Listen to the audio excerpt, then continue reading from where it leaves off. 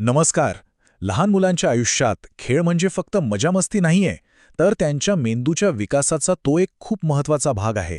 तर आज आपण हेच पाहणार आहोत की कसे काही अगदी सोपे आणि मजेदार खेळ मुलांच्या स्मरणशक्तीला आणि एकाग्रतेला एक नवी धार देऊ शकतात.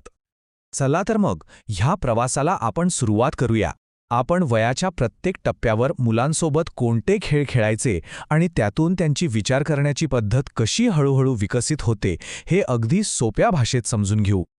आपण पुढे काय पाहणार आहोत ना, त्याचा हा एक छोटासा नकाशाच आहे असं समजा. या स्लाइडवर तुम्हाला दिसेल की प्रत्येक वयोगटासोबत खेळाचं उद्दिष्ट आणि मुलांचा सहभाग कसा बदलत जातो. म्हणजे साध्या आठवण्यांपासून ते स्ट्रॅटेजिक विचारांपर्यंतचा हा प्रवास खरंच खूप इंटरेस्टिंग आहे. बरं, तर आपण या 5 विभागांमधून पुढे जाणार आहोत. प्रत्येक टप्प्यावर आपण मुलांच्या विकासाची एक एक पायरी चढणार आहोत. चला तर मग थेट मूळ मुद्द्यावर येऊया. हे खेळ नक्की का महत्त्वाचे आहेत, यामागचं नेमकं कारण काय आहे ते आधी समजून घेऊया. या खेळांचं मुख्य काम आहे 2 क्षमतांना खतपाणी घालणं. पहिली म्हणजे एकाग्रता, म्हणजे कोणत्याही गोष्टीवर आपलं लक्ष टिकवून ठेवण्याची ताकद. आणि दुसरी आहे दृश्य स्मृती, म्हणजे सोप्या भाषेत सांगायचं तर डोळ्यांनी पाहिलेली गोष्ट मेंदूमध्ये एखाद्या फोटोसारखी साठवून ठेवण्याची कला. पाहणं, लक्षात ठेवणं आणि परत आठवणं या चक्राचा सरावच आपण या खेळांमधून करणार आहोत. आणि सगळ्यात भारी गोष्ट काय आहे माहितीये? यासाठी आपल्याला कोणतंही महागडं खेळणं विकत घ्यायची गरज नाहीये. या स्लाइडवर दिसणाऱ्या सगळ्या वस्तू जसं की ट्रे, रुमाल, चमचा आपल्या घरात अगदी सहज मिळतात. म्हणजे तयारी अगदी शून्य खर्चात आणि काही मिनिटांतच. चला आपल्या पहिल्या वयोगटापासून सुरुवात करूया. 3 ते 4 वर्षांची मुलं, ज्यांच्यासाठी हे जग म्हणजे एक नवीन चित्र आहे, त्यांच्यासाठी ट्रे गेम हा पाया रचणारा एक उत्तम खेळ आहे. हा खेळ खूप साधा वाटतो, बरोबर, पण तो खूप प्रभावी आहे. इथे फक्त पाहून आठवण्याची क्रिया होते.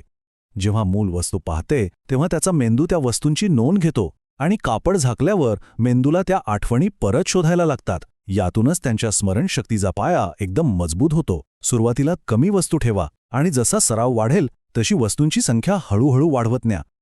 आणि हे बघा, हा खेळ फक्त घरातच नाही तर बाहेरही खेळता येतो. बाजारातून आल्यावर पिशवीतल्या वस्तू दाखवून नंतर आठवायला सांगणं हा तर रोजच्या कामालाच शिकण्याचं साधन बनवण्याचा एक उत्तम मार्ग आहे. यातून शिकणं हे ओझं नाही तर एक गंमत वाटायला लागते.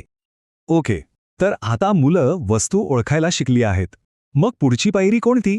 तर त्या वस्तूंच्या जगातले संबंध ओळखायला शिकवणं. या वयोगटात आपण आठवणीसोबतच मुलांना तार्किक विचार करायला प्रोत्साहन देतो. या स्लाइडवर पाहिल्याप्रमाणे उलूप किल्ली, टूथपेस्ट, टूथब्रश अशा जोड्या शोधायला सांगा.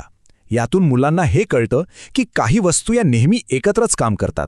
हा त्यांच्या तार्किक विचारशक्तीच्या विकासातला एक महत्त्वाचा टप्पा आहे.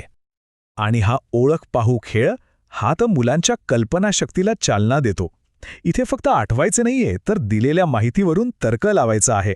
आणि जेव्हा तुम्ही मुलाला स्वतःचं कोडं तयार करायला सांगता तेव्हा तर तुम्ही त्यांच्यातल्या छोट्या शिक्षकाला जागं करत असता. आहे की नाही गंमत? ही एक खूपच छान युक्ती आहे. यातून फक्त चेहरे लक्षात राहत नाहीत तर लहान सहान तपशील लक्षात ठेवण्याची सवय लागते.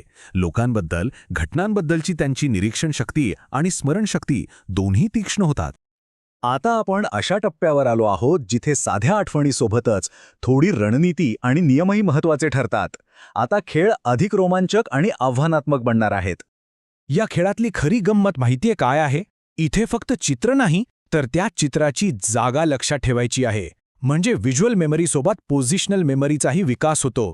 अरे, ते फूल मी इथे पाहिलं होतं किंवा तो बॉल त्या कोपऱ्यात होता हे आठवणं म्हणजे एकाग्रतेची एक मोठी परीक्षाच असते. तर दैनंदिन जीवनातला एक जबरदस्त सराव आहे. यातून मुलं फक्त वस्तू आठवत नाहीत तर क्रम लक्षात ठेवायला शिकतात आणि त्यांच्यात जबाबदारीची भावनाही वाढते. हा ऐकलेल्या गोष्टी आठवण्याचा म्हणजेच ऑडिटरी मेमरीचा एक उत्तम सराव आहे. तर या सगळ्या खेळांमधून, या गमतीशीर प्रवासातून मुलं नेमकं काय शिकतात? या सगळ्या मेहनतीचं फळ काय मिळतं?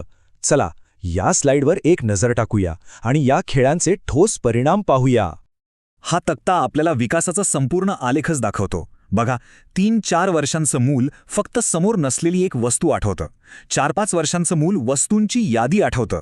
आणि 5-6 वर्षांचं मूल तर नियमानुसार खेळात भाग घ्यायला शिकतं.